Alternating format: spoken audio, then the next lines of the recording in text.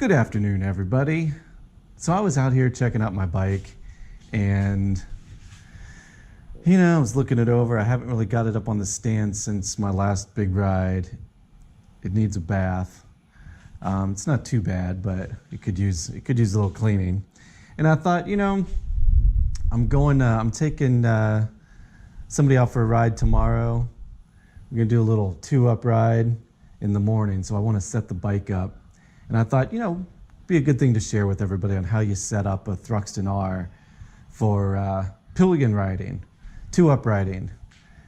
So quite a lot of adjustments. The Thruxton R, dun dun dun. It's an R for a reason, right? It's got a lot of adjustments on here, which is pretty cool because if you're the kind of person who likes to tinker and hey, even if you're taking this thing to a track, you're definitely going to want that flexibility. It's just a nice thing to be able to adjust, to really fine tune and refine that ride just the way you want it. Some of you beginner riders, you may not notice things that much as you adjust. I found it took some time to really build in that kind of a seat of the pants feel, but try it out, see how it feels, make an adjustment, see how it feels, that sort of thing. So let me show you some of the things that you can adjust on here. Let's start up here with the front forks. So the Thruxton R comes with the inverted large Showas here. These are the exact same forks that are on your Gixxer R, not Gixxer R, your GSX-R. Really, top of the line forks, high performance forks. You've got preload adjustment here, okay? And you've got, well, it's up on the left. I'll lower it in a little bit. I'll show you the compression and damping adjustments that you have up top.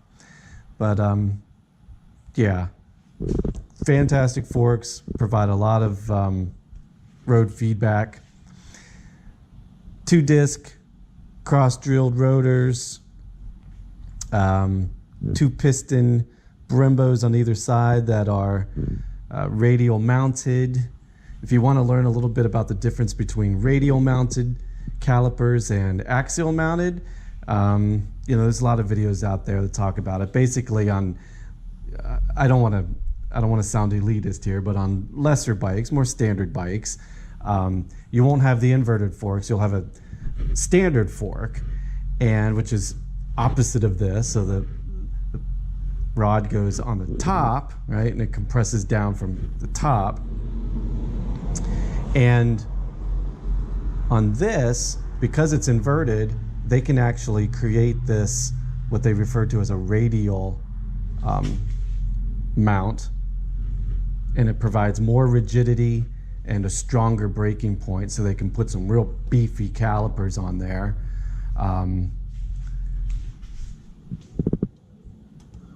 Two alloy discs there. You got your ABS coming in, so this has fantastic ABS. What else with the brakes? Preload on each side, of course, for each fork, right? Fantastic. I mean, that's ready for the track. She's ready to rock and roll. What else? Moving on to the back. In the back, you've got coil-over shocks here from Öhlins. I don't know if that's exactly, everybody pronounces it a little different. It's Scandinavian, so I'm sure I'm way off the mark on how to pronounce that, even though Scandinavian is in my history, but it doesn't mean I can pronounce their words. Anyway, we've got 3 different adjustments here. We've got damping, that you can control the fluid here for damping. You've got your preload spring lock adjusters. You've got 3 settings here, 1, 2, and 3. And then over here you have a a rebound adjuster. So 3 different areas of adjustment on each side. And of course, they would be set up to the same setting. You don't want one side different than the other. That would be pretty weird. It would offset the balance of your bike. It would feel weird, and you possibly even cause some issues in riding. So that would be a dumb thing to do, is to set up each shock differently. So let's talk about how we go about adjusting these things. Well, Triumph provides a few things for this.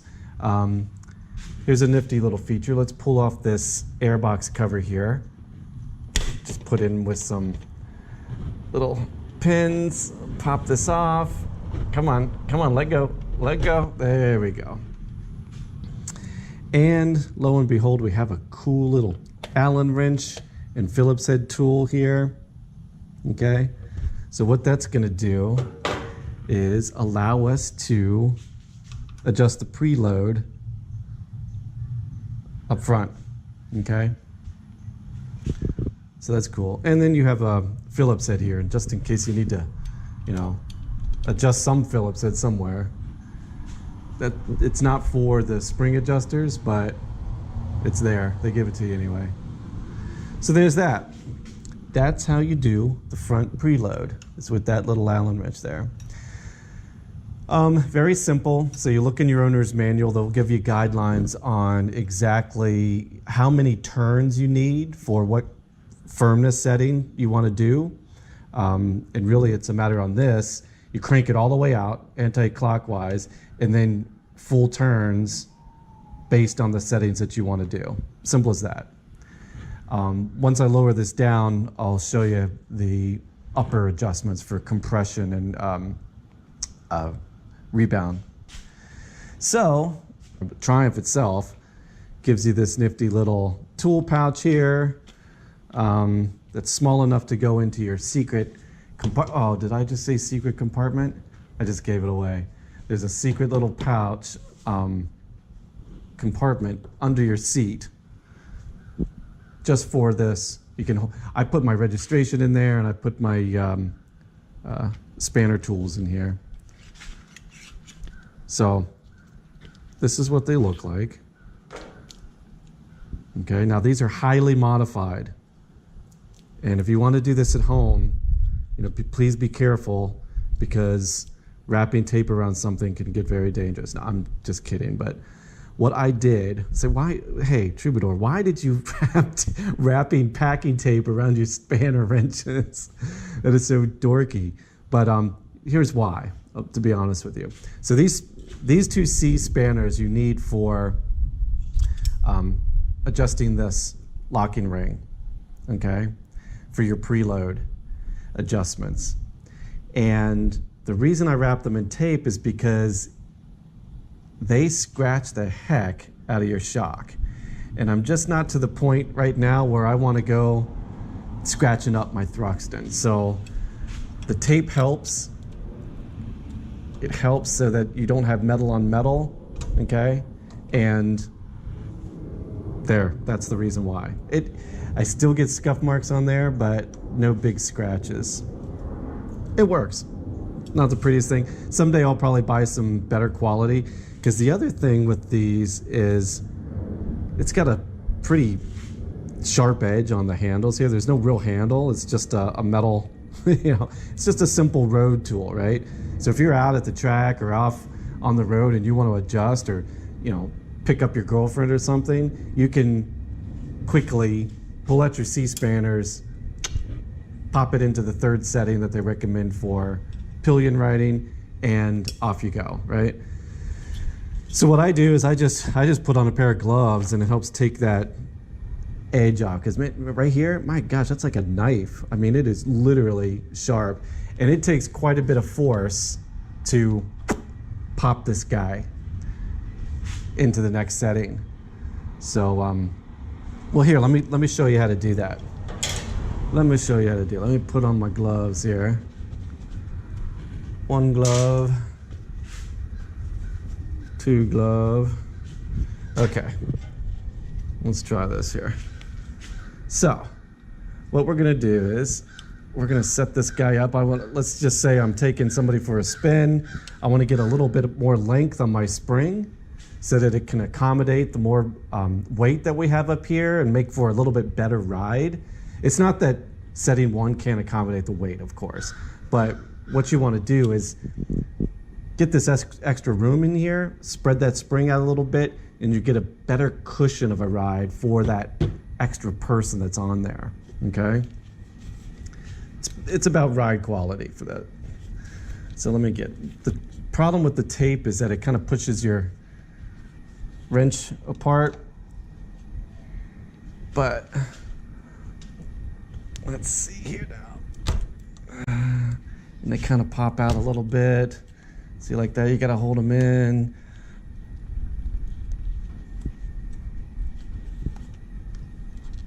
And there we go, okay? So now that's up to the second one. To get it to the third one, you do the same thing. Bump, bump, okay? Get it back down to one, you do the same thing, but you reverse it and pull them together there and they go down. Got it? Got it, all right.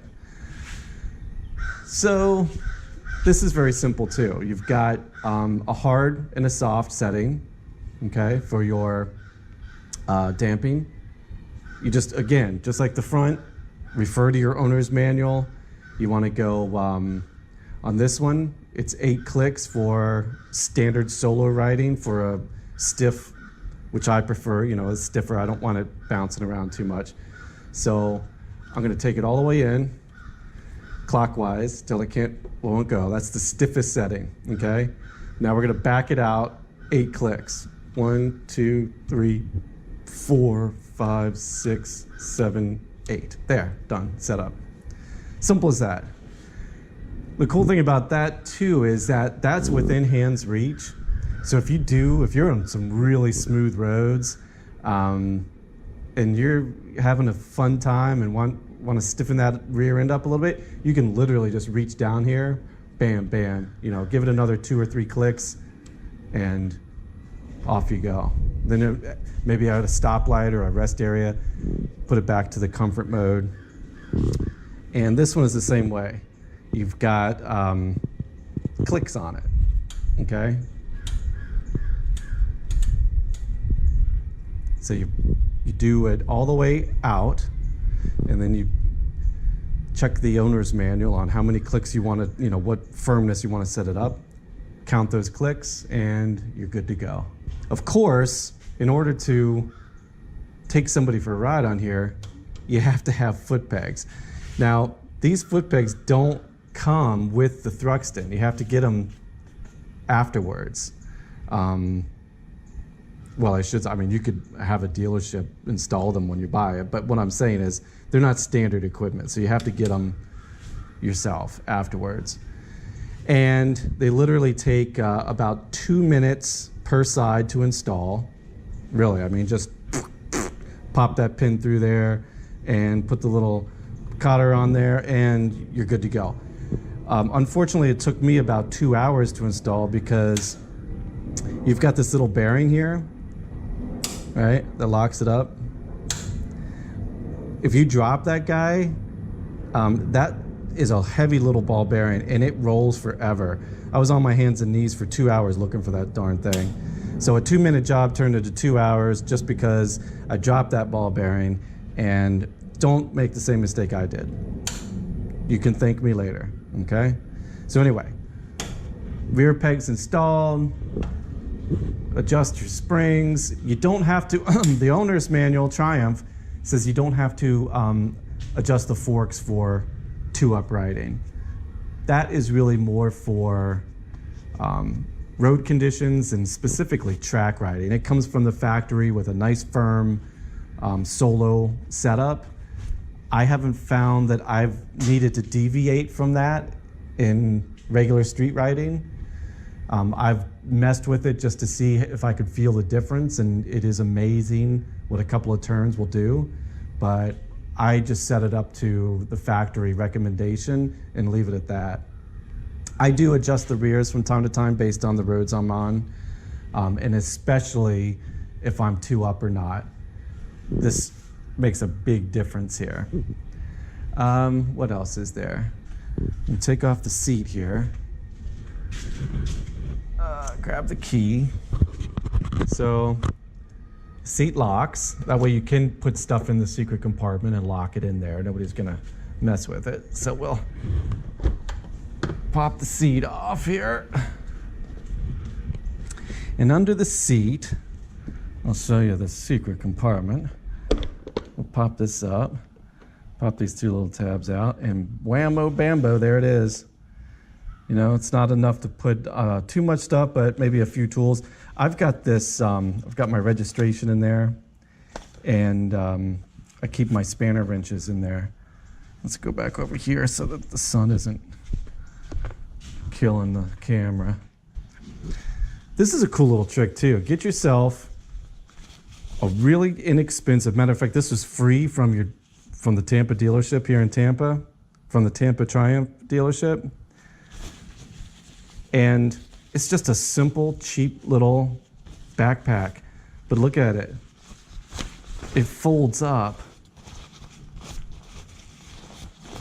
You can fold this little guy up to absolutely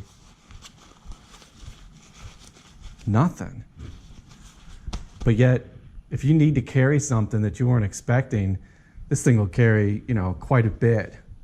If you got to stop, you know, oh man, I'm out of beer, I'll stop and get a six-pack. Hey, there you go. You pop your backpack out, throw your six-pack in there, off you go. You made it. So, there's that. So you keep your tools in there, your registration, and my emergency backpack.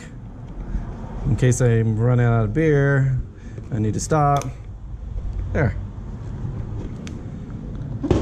So the last thing you need for two-up riding is obviously nobody's sitting on this, right? I wouldn't want to put anybody on that because it'll crack it and it'll be really uncomfortable, and that's just not what you want to do. So I went out and got a two-person seat. Woohoo! At the time I got this, they didn't have any black ones in. And at the time, I was really thinking, I was looking at a lot of Thruxtons online, and a lot of people were doing the brown with the silver, you know, kind of giving it that retro, a little bit more of that retro look. So, I haven't even taken the tag off this thing. This one doesn't come with a little secret compartment. Nope. So let's put this seat on. There's a two-up seat in brown, and it does kind of gives it a little bit of a retro vibe there, I gotta say. I kind of like the look of the brown two-up seat. It's sleek, pretty cool. It's got a nice, I don't know if you can see it, but it's got a nice embroidered Triumph on the back there. It's pretty cool. It's pretty cool. And I got to tell you, it's actually a little lower than the race seat by about, I don't know, maybe a quarter inch. I mean, you could definitely, it's noticeable when you sit on the bike. So yeah, it's cool. So there you go. I'm ready for two up. I just got to adjust the other spring to the third setting, pop this one to the third, and adjust the rebound, compression, and I'm ready for my two-up ride. So what do you think? Pretty cool. Oh, I almost forgot. I was going to show you guys the rebound and compression on the top here. So let me remove this.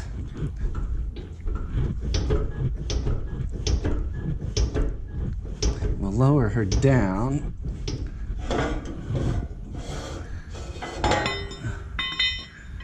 Okay. Oh, that sun's brutal. Okay, down she goes. Okay. So, here we go. There's the top of the Showa forks, and you've got your compression and your rebound, okay? I don't know why they call the rebound 10, but I'm sure there's some technical reason. And again, it's just very simple. Follow the instructions of the manual. You put them all the way in and then back them out, or you put them all the way out and back and screw them in, something like that, to the specifications on the owner's manual. Very simple. It's not rocket science. And like I said, I leave them factory. I haven't found that I needed to adjust them any differently. So there you go.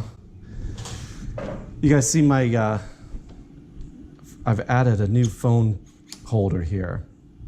Now that's tricky on the Thruxton because there's nowhere to mount it on these clip-on bars. So I did a real sketchy thing. You see this little tiny piece of bar here? I was able to get this on and tighten, crank that down, and it's not going anywhere.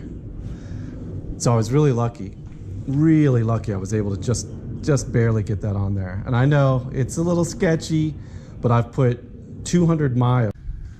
All right, well, I guess it's time to give this guy a bath.